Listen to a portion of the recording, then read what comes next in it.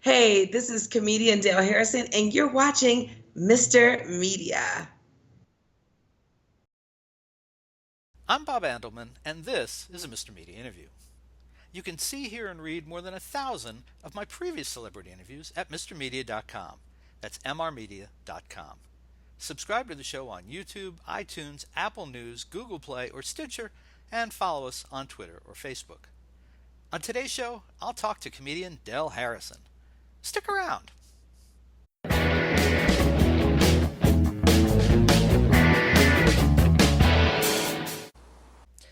Del Harrison has some strongly held beliefs about racism, about tipping, about men's private parts, and more stuff like that. And it's a good thing, too, because Del Harrison is a comedian. Her job is to tell you what she thinks about the world around her, absorbing her personal reality and repackaging it to make you and me laugh at the absurdity of it all. She recently landed a residency at the Lab inside the Hollywood Improv. Her show, titled Stand Up, Storytellin', and Sangin', is a mix of stand-up comedians and storytellers, as well as a live band.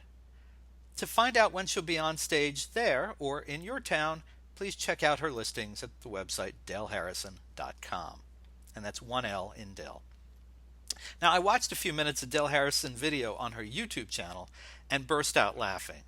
And that's all I needed to book her here. Del Harrison, welcome to Mr. Media. Thank you so much for having me on the show. I'm all tickled at your intro of caught a case of racism. And we know where that came from.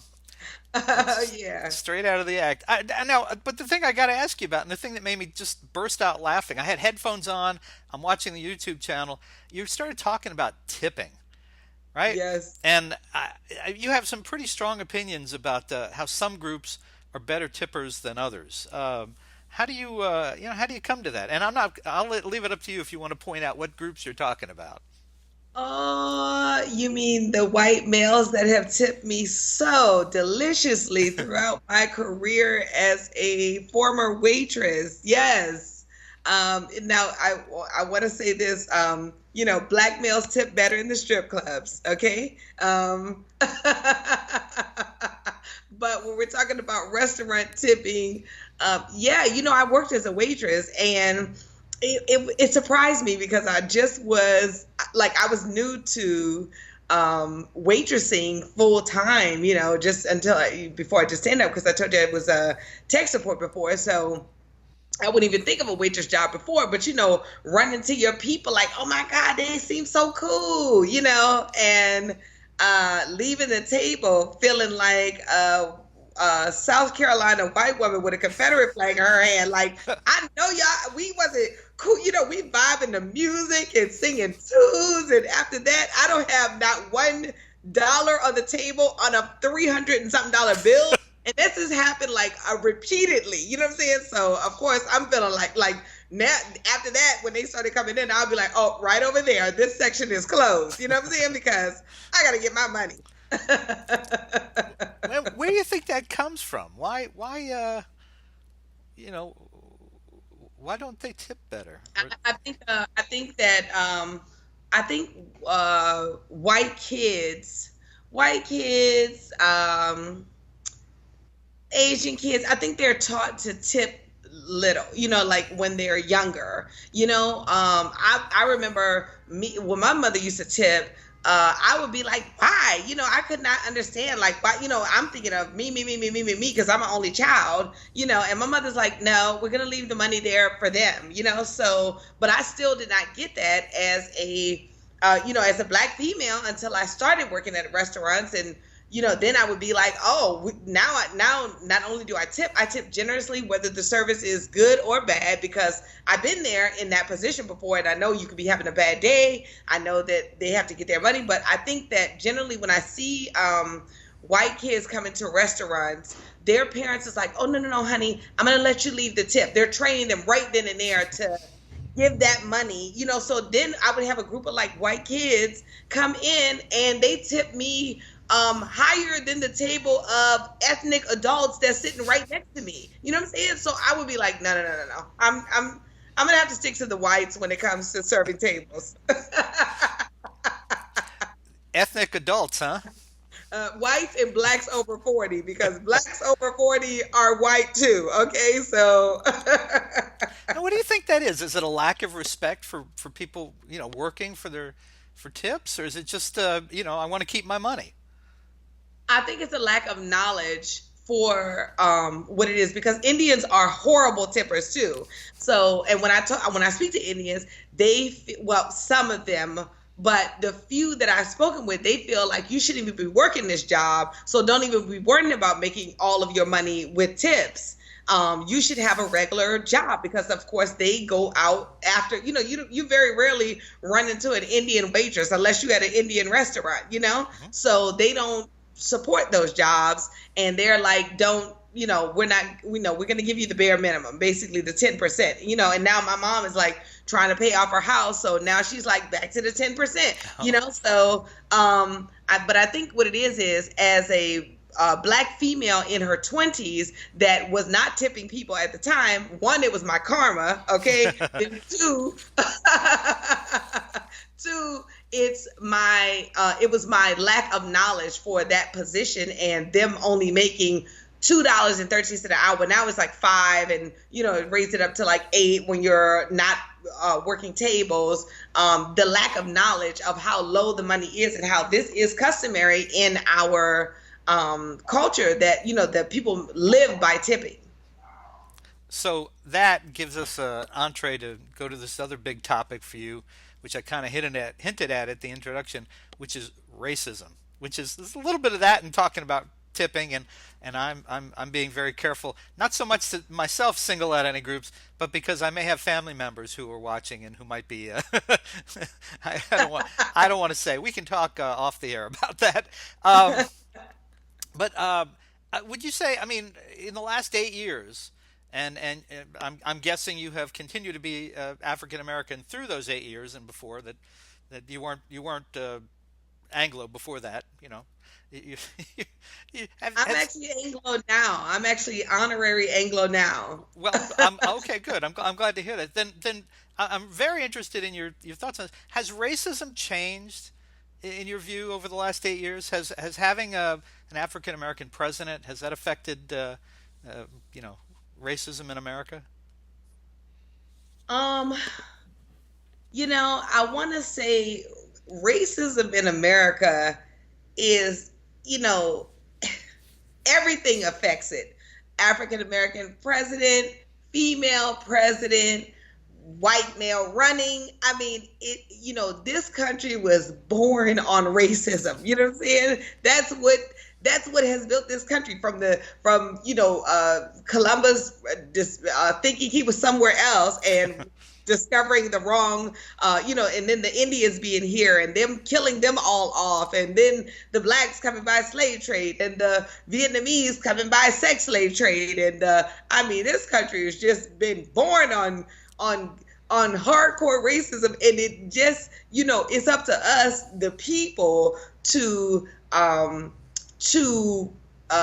get to rid the racism in our community. I feel like you and me can cure that local racism that seems to spread throughout the world. But oh yeah, I think having a black president, this has been our best president in my opinion.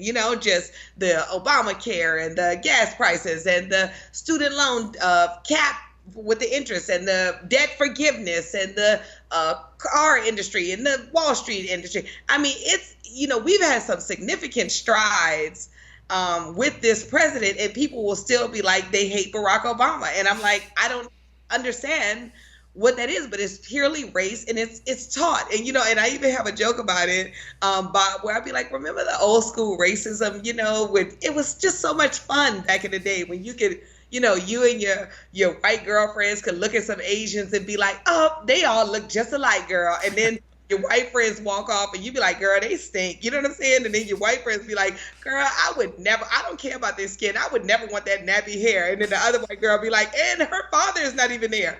Girl, we can't even do that no more, because we're in Germany, they can call each other bullhead. They can be like, fuck you, you pig. because they all see themselves as German. Right. Somehow in America, we could not insult each other like that because some about the skin color. What do you think racism will be like under a Donald Trump presidency? I think it will be so blatant. if that's I think that's the most accurate word, because here's a man that says, I was just looking at the commercials on TV, and he was like, the Mexicans come over and they're rapists, and we're going to build a wall and we're going to round them up in the most humane way. And I'm like, round them up? That sounds like slavery, So I think under his leadership. Doesn't sound particularly humane to round up anybody or anything. Round up anyone. No, not at all. Isn't that Roundup? That's the chemical that they use to kill weeds, right? Roundup is also a senior citizens program. So it's that delivers meals to senior citizens. So, we're just totally not using Roundup in the right form, no matter what we're using it for. That's just not the right term. But I think it would be, I think Donald Trump needs to have been senator or some kind of local governor. I could see like an Arnold Schwarzenegger running for president, because he's been in an official law position, a position in the government. Mm-hmm. But Donald Trump, you can't go from apprentice to running the free world like this. No, we need experience, We do have a few steps generally between. Yeah. I can't wait till November 9th so that the whole world can say in unison, you're fired. Now, do you in your act, do you ever talk about politics? Do you ever talk about Trump or Obama? I do talk about them a hint in my act, but I mainly talk about them on my digital web series called Up Late TV Show. And because he's so entertaining, like this man, I'm so glad he's running as a person who has to come up with funny things to say on video and on stage, because it's downright exciting to see the next move. He doesn't, he's got all these women popping up. I'm like, is that Donald Trump or Bill Cosby? I don't even, is that the white Bill Cosby? What's going on? Does he have a star on the Walk of Fame? We got to pull that too. Come on. Let's get it. So this guy is entertaining, though. And did you see this week, actually, that 200 people walked out of an Amy Schumer concert because she started talking about Trump? I did not see that this week. God, Amy has just been, is she in support of Trump? Is that why they did that? No. She was definitely not in support of Trump. I love Amy. Well, so I guess Trump supporters were there to support her, and they were not with it. I think they were a little surprised to hear that she was going to talk about Trump in her act. That was, I guess, that was a surprise to her. So, but that gives me a chance to ask you. I mean, who, you've been a comedian for many years now. Who has been important to you as as maybe a role model or someone, that whose work you enjoy, you look up to? Yeah, the three people that really come to mind when I look up, enjoy, like really on enjoyment, is I really laugh out loud at Dave Chappelle. Oh yeah. I mean, I just really enjoy. That is a person that, I'm a straight fan in the audience. I caught him just like maybe 2 months ago at the Comedy Store, and he was just so funny and so raw and so natural and coming up with jokes. And of course he had the crowd like not able to use a phone, because, he's building a new set. So he wants to not have that stuff all over the web. Another person that I extremely laugh at, and I feel like I'm much more similar to him, is a Cedric the Entertainer. Everybody loves Cedric. Hmm. He's funny. He's not political. He's a great actor. He's in movies. He's just kind of like an all around American kind of guy. And that's what I like. I really don't get into politics too much because one, it's so divisive. Like the only reason I'm into it now is because I live with my aunt who watches MSNBC every second when she gets home. You know what I'm saying? So I enjoy Chris Matthews. I'm like, Chris Matthews for president. That's who really needs to be running. That is the funniest guy ever. So I've gotten into it now because that's what I'm watching. But generally, I don't like to get into it with my audiences because I want to have us in unison all the time. I'm trying to join us together as opposed to being like, well, I like this person for this, but I will comment on it. If it's something ridiculous like, women popping up out the blue, oh yeah, oh, he's in there too.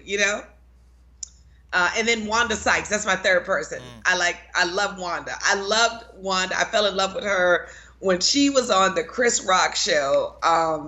That is when I just fell in love with her. She was so funny as an actress on there, and I really enjoy her comedy too. Wanda's great. She did that. She did the New Adventures of Old Christine. Yes, I love Right. that show too. And I'm trying to hmm remember. Was she on Veep for a while too? Oh no, Alpha House. She was on Alpha House. Oh, I didn't see her on Alpha House. She was Uh, I think she played a U.S. senator on that. She's very good on that too. yeah. So how? Okay, so and then how did you get into the business? Because we've talked a little bit before, and I know that you have waitressed, you have been in tech support. I think I saw mention that you may have started. You have stripped. Been a Been a stripper. stripper. Yeah. I mean, where does comedy fit into that? None of those sound Oh. particularly funny. Well, all three of them together sound hilarious. As a person that has done all three, tech support, strip. You name it. I've done it all. My grandma has always had me in something when I was a little girl, like from plays to choir to cheerleading to drama team to everything. And then of course when my grandma was who raised me before I moved with my mother, and then my mother continued the mission. Choir, and she was always like, okay, you got to do something. Okay, well, you got to pick one. You got to do something. So I just was picking one, and then I'm so glad I worked at the strip club because it was there. Those girls, of course, when you're butt naked, you don't have any reserves on the information you'll give up to your coworkers because everybody's butt naked, so we can pretty much be honest with each other. But it was there I started to tell them funny stories. Like we would have slow nights and we would be in the back kicking it, and I would be telling them all my funny stories, and they would be like, oh, no, you got to tell these on stage, because I would be telling them about my grandmother, my great grandfather. My great grandfather was this man who would, he was 78 years old, and he was so nosy, he just, old people are already nosy, but he was nosy and he couldn't see. So rather than asking questions like what's going on with the neighbors, like if they were moving out, he would just go right up to the driveway and just look at them move, stare, and would not, he wasn't down the street staring. He would go all the way down there to look at them, and they would be like, Mr. Owens, can we help you with something? He'd be like, no, I just came over here to see what y'all was doing. Jeez. So, all of those stories, and there were some actresses in that same club that I worked at, and they were like, no, we're getting you on stage, and they dragged and talked, and they just was so hard pressed. And I always kind of wanted to do it, but I really wanted to write because I didn't have the balls to do it. So, my friend was going to an open mic, and I went with her, and everybody was like, you curse too damn much, but you are so funny, and I just continued it from there. So you didn't. So it was your fellow strippers who encouraged you yes. to do that, but you didn't get up on stage at the strip clubs and tell jokes.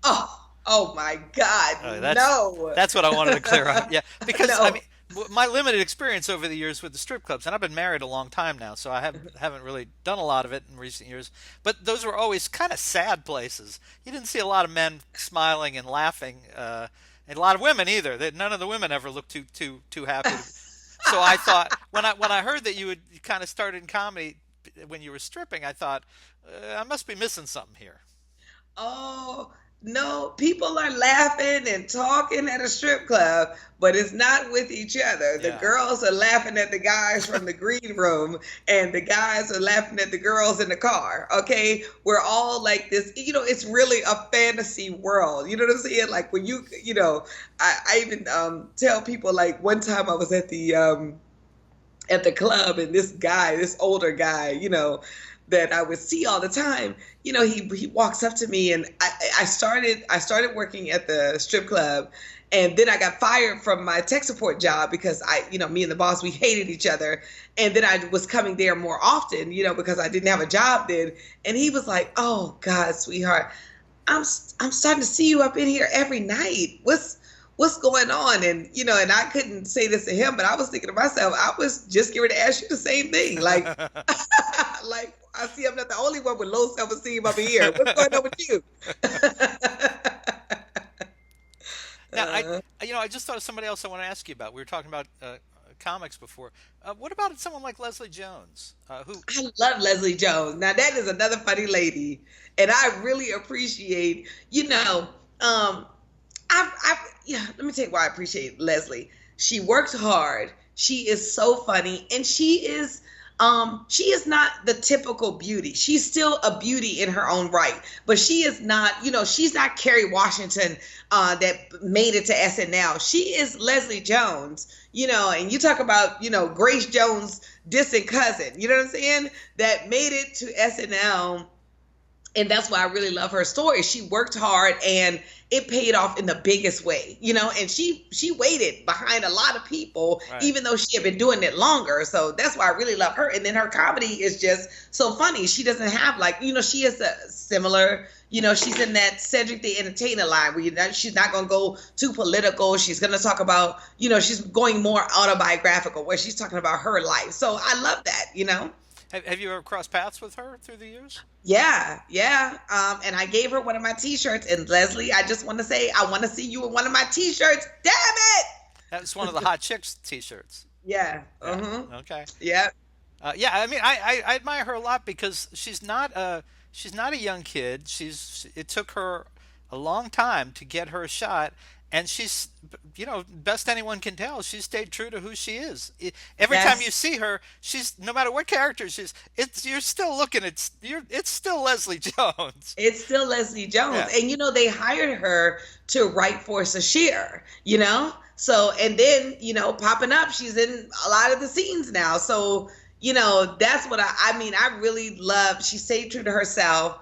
A lot of times you feel like, oh, I gotta be this way. I gotta fit into the mold. That's the whole reason I moved out to LA too, because I feel like when you're black out here, you can just be your regular old black self. I feel like in New York, all the blacks are all the blacks that are like getting the opportunities, are the blacks with a lot of white friends, whereas out in LA, the white people that I meet, they be like, "Oh, no, Del, we want to see you perform in front of a black crowd." Like they want to see you be yourself, and I just feel like you can be more of yourself. You can just be as racist and in New York we can be racist and honest and funny because everybody's funny in New York, but I feel like the black people that are from the hood. Now, mind you, they also don't play in the white places. And, when you have those mainstream places, that's also where the people who can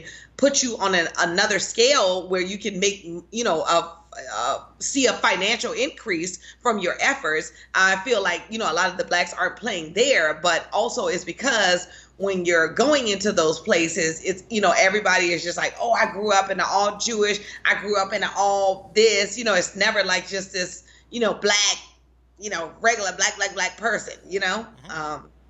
If that's the politically correct term. That's fine. I mean, there is still this split though. That I mean, you're playing the Hollywood Improv, right? Yeah. Right. You're doing that on a regular basis. But Yeah. there throughout, certainly in the South, there are black clubs and white clubs in terms of seeing comedy and music. Yeah. And a lot of times there's not a lot of crossover between the two. So are you saying like in New York that it's more of a mix with the clubs? I'm saying in New York, the people that I see regularly crossing over are the black people that I see regularly crossing over are the black people with a lot of white friends. You know, Okay. it's like that. Oh, I grew up in an all white everything area.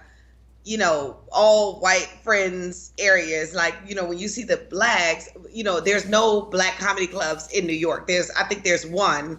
And, you know, the owner has had physical fights with people. So you see where there's no black comedy clubs in New York. I'm not going to be there. You know what I mean? Like, Yeah. I've got to go where the opportunity is. And you're not going to go to a place where, you know, the staff, you know, you might get into it with the staff. Like, that's something that's never going to happen. You know, when you're at a Caroline's, you know, you might have a little tiff with someone, but it's not going to turn physical. It's clearly going to be misunderstanding. So, and unfortunately, like even in LA, we have we have a black comedy club here, but when you think about it, marketing yourself as a business, you know, like as a black female comedian that plays to the universal audience. When I think about people wanting to see that, you know, the black comedy club, they're not coming over to Manchester by the airport. Like Manchester's like, you know, in an urban area. They're coming to the Hollywood Improv, and I used to always tell my friends, I want to play white comedy club on Black Weekend, if that makes sense. You know what I'm saying? Yeah. Where it's like the blacks and the whites that come to see black people, that's who I want to come see me, you know? I get that. And I was going to ask you, we were talking about specific comedians. Have you met any of your, you know, heroines, if you will, who are comedians, and have there been those that have thrilled you, and then those who have disappointed you once you've actually, you know, gotten up close and personal? You know, when I first met Steve Harvey, you know, I gotta say this story because Steve Harvey, that's the guy that I just Google him here and there because he is just so motivating, you know. But when I first met him, you know, I was like, oh my God, Steve, I was just moved to New York, coming out of my tech support job, you know, just getting some lunch, and I saw him walking on the street, and I was like, oh my God, Steve Harvey. And I was walking up to him, and I was like, oh, I just started comedy, and you know, he had a security guard there with him. And the security guard was blocking me, you know, like I was some old groupie, you know, and I'm looking at him like, motherfucker, like, nigga, don't nobody want to fuck Steve Harvey. Come on now. Okay, let's Oh my God. Okay, like if this was, I don't even know who it was. Okay, because can I quote you on that? You say what? Can I quote you on that? Ain't nobody wants to fuck Steve Harvey? Sorry, You Steve. can quote me on that because he is married, and thank God nobody wants to have sex with him because, you know, I'm sure that really helps out his third marriage, and he is so in love with Marjorie. And me too, Marjorie. I love you too.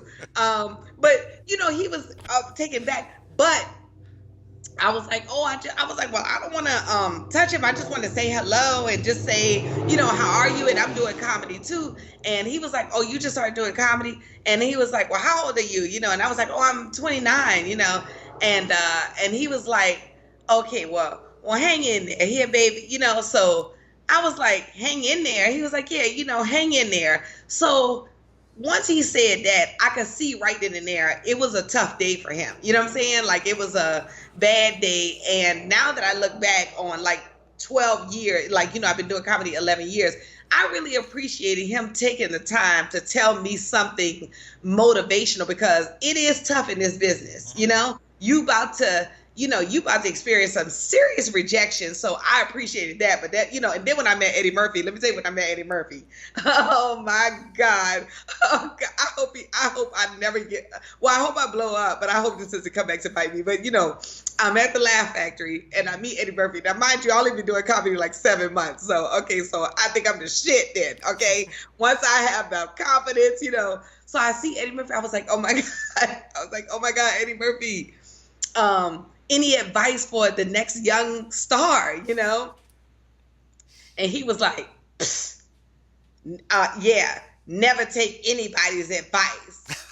So I was like, okay. I was like, well, you know, I'm going to be at this place over here. I forget what place it was, but Bob, it was the hood. And I was inviting Eddie Murphy out to the hood. So he was like, So he was like, I was like, well, I'm gonna be at this something something bar, whatever, who can't two bar over in Inglewood, and he was like, picture that, me coming to see you, so of course I didn't say anything because we at the Laugh Factory, but I'm looking at him like, yeah, motherfucker, you human, ain't you? Okay, I'm inviting everybody to see me, not just you, but yeah, Eddie Murphy, I'm just inviting everybody, but now I'm like, as 12-year-in comedian that hasn't even blown up yet, the nerve of me to invite Eddie Murphy out to the hood to see some new Jake that went right over there and almost bombed. Okay, so Oh man. your innocence is just, when you first start something that you're passionate about, that innocence is just golden. You are fearless. You don't care about politics. You'll walk right up to the person. If we can just keep that, we get so much further because you don't care. You know what I'm saying? That's amazing. That's great. So in a matter of 5 minutes, you've destroyed illusions about Steve Harvey and Eddie Murphy. And Eddie Murphy. Wow. I should just start throwing names at you. What? Cedric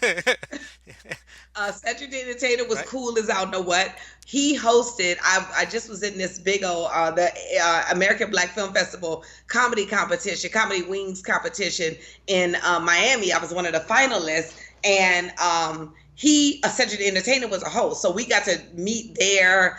We also met when he had a show here in LA, and I happened to get on the last edition of that show, and it was a live stand-up show, and we just said hello, but we didn't really like meet. And now at the in Miami we got a chance to meet and just say hey, what's up, really get a face with a name. And that's like one of the people that I just so admire. Like, I really enjoy his comedy. That's excellent. Yeah. Yeah, I had Jeff Friday is the founder of that festival. He's been on. Yes. He's been on the show here. Yeah, he's a good guy. Okay. Yeah, Okay. all right. So last thing I want to ask you about. I feel like, again, because I should tell folks I have not seen you live in person. I've watched as many clips as I could find, but based on that, I feel like I have to ask you, what is your social status? Are you dating? And are you dating someone who you're seeing the world with, or someone that you're seeing the stars and the moon with? Both. I finally found a mix, Bob. I found me a black man with some Russian Jewish grandparents. So I am seeing both, okay? He has all the right parts, okay? He has a great financial plan.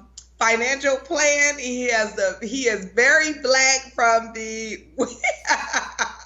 in his other parts, okay? From the waist down, you're saying. From the waist down,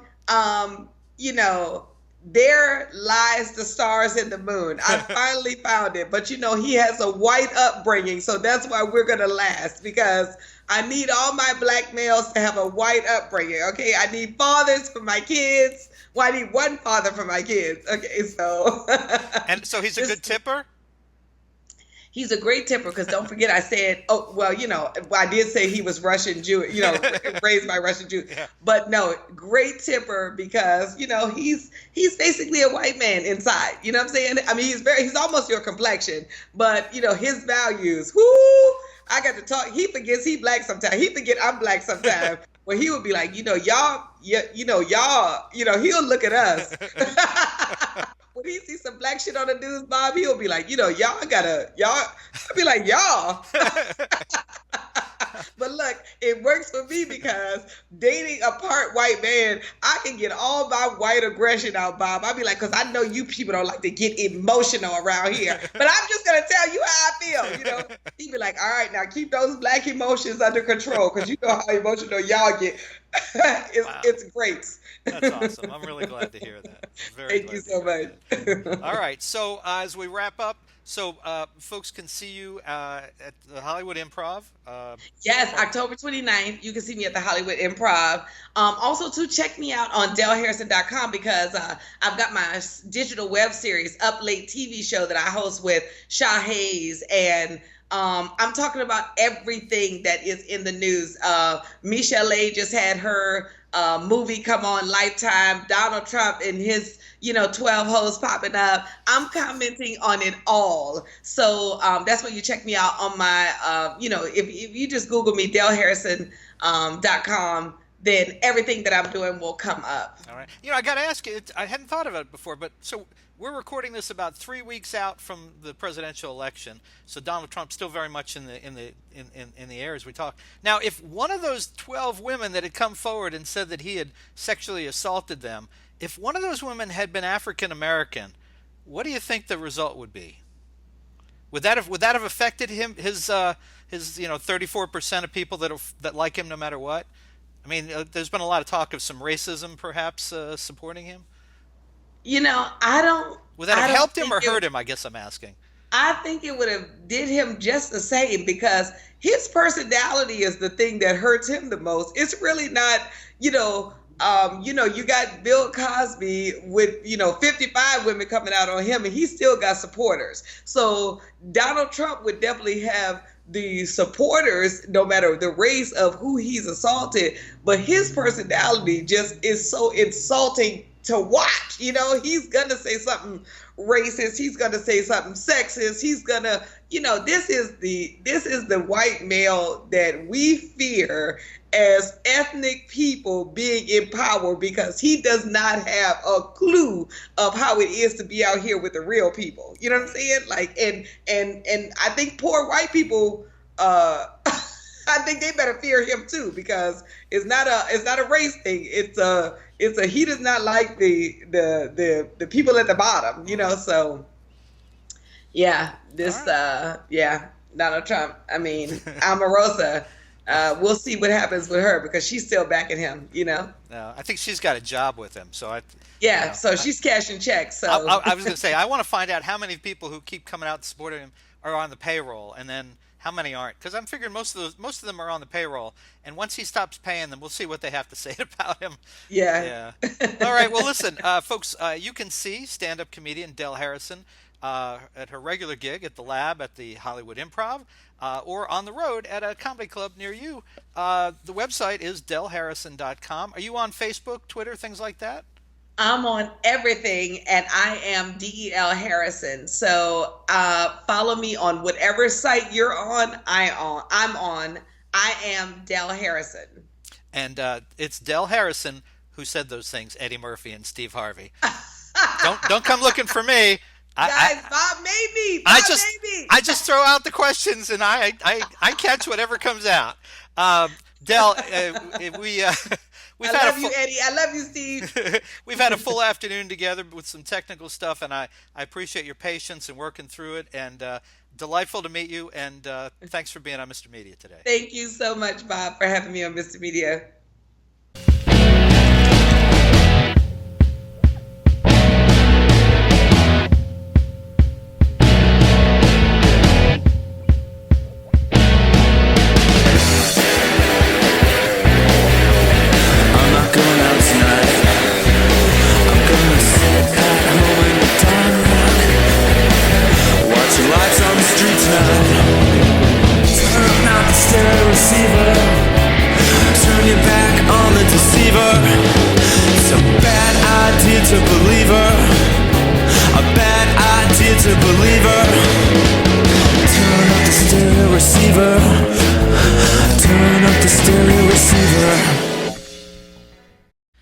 Mr. Media is recorded live before a studio audience full of men and women suffering from a severe outbreak of racism in the new media capital of the world, St. Petersburg, Florida.